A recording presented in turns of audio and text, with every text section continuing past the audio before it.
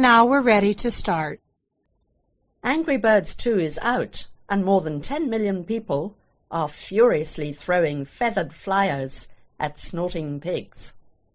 But while it's free to download, some players are complaining about how the game encourages in-app purchases. One review praised the gorgeous game, but calls the way it prompts users to pay for upgraded content heartless and tiring.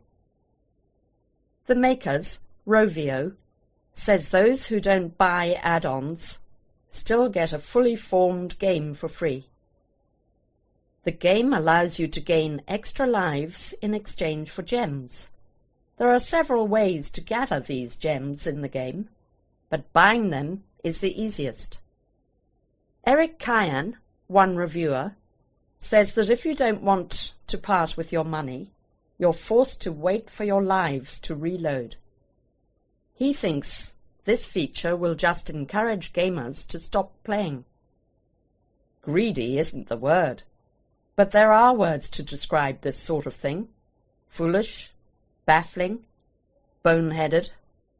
The first Angry Birds game was released in 2009, and it was a massive hit, even though players had to pay to download it. There have been other spin-offs in the series, but Angry Birds 2 has been billed as a proper follow-up. John Norris says that he played the original endlessly, and he was looking forward to the development. He thinks most people who play mobile games these days are pretty aware of how in-app purchases work. But after such an uncomplicated original game, he was really disappointed by how hard the sequel tries to make you spend your money. After these complaints were revealed, the creative director of the game, Patrick Liu, stated that they encouraged users to play, not to pay. Everybody had an equal opportunity to progress in the game, as all transactions were made with gems, for which the game allows you to gain extra lives in exchange. These gems could be earned by playing and completing challenges.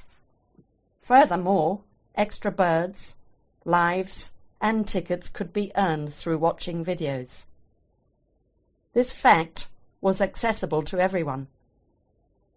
Angry Birds 2 could be enjoyed fully without purchasing anything, but they did offer, for purchase, a variety of ways to expand, extend, and enhance the game-playing experience. But John still thinks the Finnish company has ruined Angry Birds 2. He appreciates game developers need to make money, but the way to do that is to charge money for games people want to play, not annoy people into spending money in-game. Now we're ready to start. Listen. You will hear the recording once only. The world's first malaria vaccine has cleared one of the final hurdles prior to being approved for use in Africa. It is noticeable that malaria kills around 584,000 people a year worldwide, most of them children under 5 in sub-Saharan Africa. The European Medicines Agency gave a positive scientific opinion after assessing its safety and effectiveness. It represents a green light for the Mosquirix injection developed by GlaxoSmithKline, GSK for short. Mosquirix is the first against a parasitic infection in humans. Scientists who have been working on this vaccine for 30 years said that this was a hugely significant moment, and this was a dream come true. It has been designed specifically to combat malaria infection in children in Africa and will not be licensed for travellers. Earlier this year, final results of a clinical trial in 7 African countries yielded mixed results. The best protection was among children aged 5 to 17 months, who received 3 doses of the vaccine a month apart, plus a booster dose at 20 months. In this group, cases of severe malaria were cut by 1/3 over 4 years. But the effectiveness of the vaccine declined over time, making the booster shot essential. Without a booster, the vaccine did not cut the rate of severe malaria over the trial period. And disappointingly, the injection did not prove very effective in protecting young babies from severe malaria. Furthermore, it has been hoped the injection could be administered at 6, 10, and 14 weeks, along with other childhood vaccines. But the results suggests the injections need to be started later, which would involve a huge amount of organization and extra cost, as it is outside the childhood vaccine schedule. Besides, the trial results show it is crucial that children receive all 4 doses of the injection in order to benefit. But even in partially effective malaria vaccine could have a role to play in countries with very high rates of disease.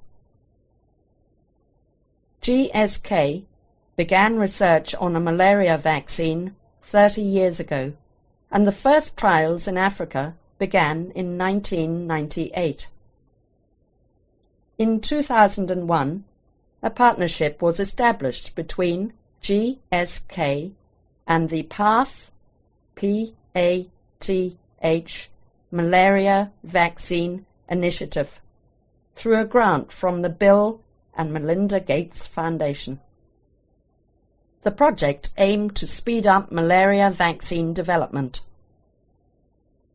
In 2009, 11 centers began recruiting 16,000 children in 7 sub-Saharan African countries.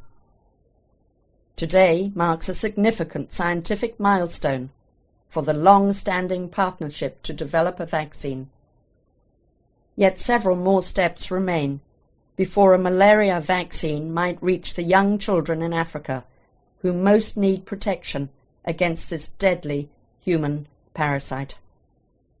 Part 3. Questions 31 to 35. First, you will have some time to look at questions 31 to 35.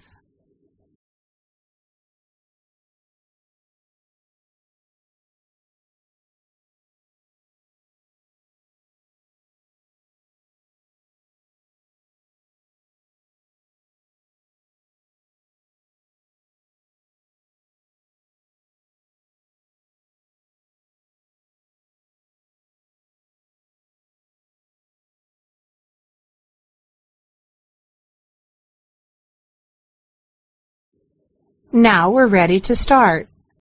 Scientists may be one step closer to uncovering the origins of cheese-making, as evidence that is thousands of years old has been uncovered. Truly an ancient art, no one really knows exactly when humans began making cheese.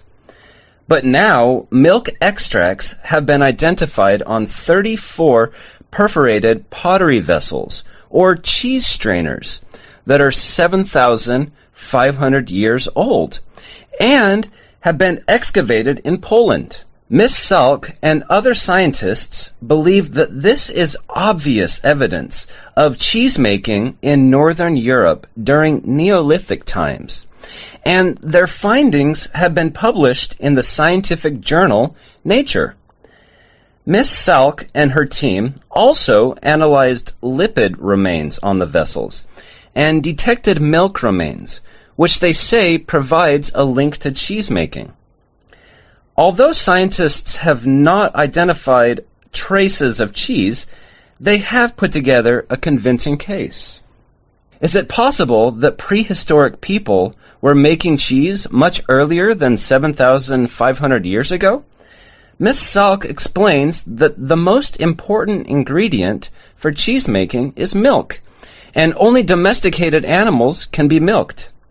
Thus, it is unlikely that the origins of cheese making predates the Neolithic time period. Earlier examples of milk remains have been detected on pottery vessels from the Near East, dating back 8,000 years, although the evidence does not suggest that they were used for milk processing activities. The only other written evidence for cheese-making activity occurred much later in the archaeological record, around 5,000 years ago. What would have prompted Neolithic people to start making cheese? Scientists revealed that genetic and computer simulations have shown that at that time, people were largely lactose intolerant. Processing milk into cheese allows the lactose content of milk to be reduced. Thus, making cheese allowed them to consume dairy products without the undesirable health effects. So, what might a prehistoric cheese have tasted like? I guess it would have been like the traditional cheese you can get now. Miss Salk said that in France, we have the picoron, traditionally made in farms with cow or goat milk. I would imagine that prehistoric cheese would have been like this. It's likely to have been a softer cheese. Andrew Dalby says that the taste of the cheese may have changed according to the season, similar to those cheeses made in the region of France where I live. The result can be quite different depending on the season. Sometimes cheeses harden and do in fact keep and still taste great months later. Now you will have some time to review questions 31 to 35.